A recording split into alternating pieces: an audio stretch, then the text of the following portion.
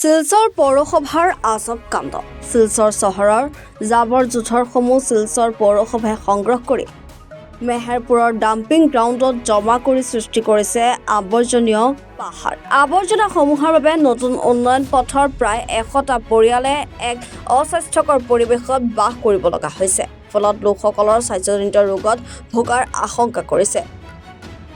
Dumping গ্ৰাউণ্ডৰ জাবৰ সিঁচৰিত হৈ কাষৰ নৰ্দমাত জমা হোৱাত নৰ্দমাটো সম্পূৰ্ণৰূপে বন্ধ হৈ পৰিছে। বাৰিষাত নৰ্দমাৰ পানীয়ে কৃত্ৰিম বানৰ সৃষ্টি কৰা বুলিও অভিযোগ কৰে স্থানীয় লোকে। ইপিনে ডাম্পিং গ্ৰাউণ্ডত কাম কৰা শ্ৰমিকসকলে আৱৰ্জনাত জুই লগাই দিলে এই জুই কেইবাদিন ধৰি জ্বলি থাকে। ফলত এই জুই ধোঁৱাৰ প্ৰভাৱে জ্যেষ্ঠ নাগৰিকৰ যথেষ্ট অসুবিধাৰ সৃষ্টি কৰিছে। এই সন্দৰ্ভত শিলচৰৰ বিধায়কসহ কাছাৰ জিলাৰ আয়ুক্তক সঠিক ব্যবস্থা লবলৈ বিনম্র অনুরোধ জানায়।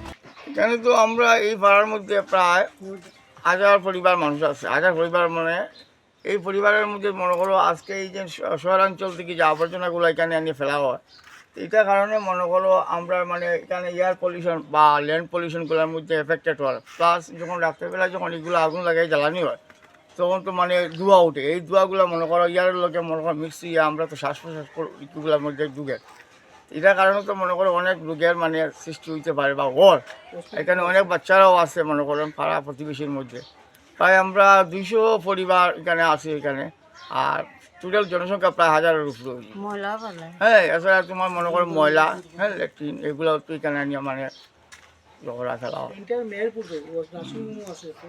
আমরা মেয়রপুর বাসগড়ি রোডের নিউ ডেভেলপমেন্ট লেন যারা আমরা খুব এই যে ডাম্পিং গ্রাউন্ডের জাবরাগুলো আসতো, শহরের জাবরা যেগুলো আছে সব আমরা সামনেই আনিয়ে ফেলাই, যার কারণে আমরা এইগুলো নিয়ে খুব কষ্ট পাইতেছি। এখানে অনেক মানুষ অসুস্থ হইতেছে। এখানে আজকে 2 মাস 2.5 মাস থেকে কন্টিনিউ এটা আগুন জ্বলতেছে। এই ধুমাগুলায় মানুষের ক্যান্সার হওয়ার, হার্ট অ্যাটাক হওয়ার, যার কারণে আমরা এটার কীভাবে সমস্যাটা সমাধান করা যায় এটা আপনারা দেখতা। আমরা আজকে এইগুলো নিয়ে সব এক জায়গায় জড়িত হইয়া এগুলো নিয়ে আলোচনা করছি। নালাটাও বন্ধ হয়ে গেছে। এখানে যে একটা নালা আছিল ময়লা জল যাওয়ার, এই এরিয়ার জলগুলো যাওয়ার, এই নালাটাও বন্ধ হয়ে গেছে এই জাবরাগুলা পড়িয়া।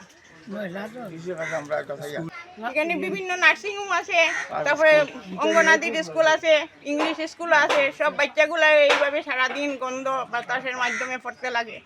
এই পড়াশোনা করে বাচ্চাগুলো অসুস্থ হওয়ার।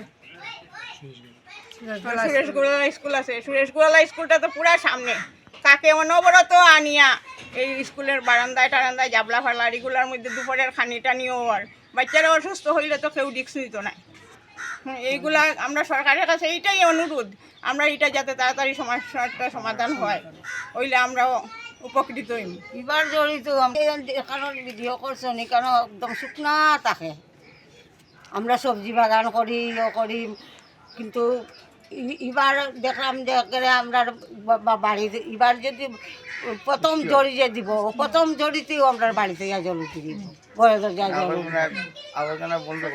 আবর্জনা এলাকান ফেলায়, ময়লা ফেলায়, আমরা তো বহুত অসুবিধা। নাতি নাতল লিয়ে আমরা থাকি, বাচ্চা খাইচা ডেইলি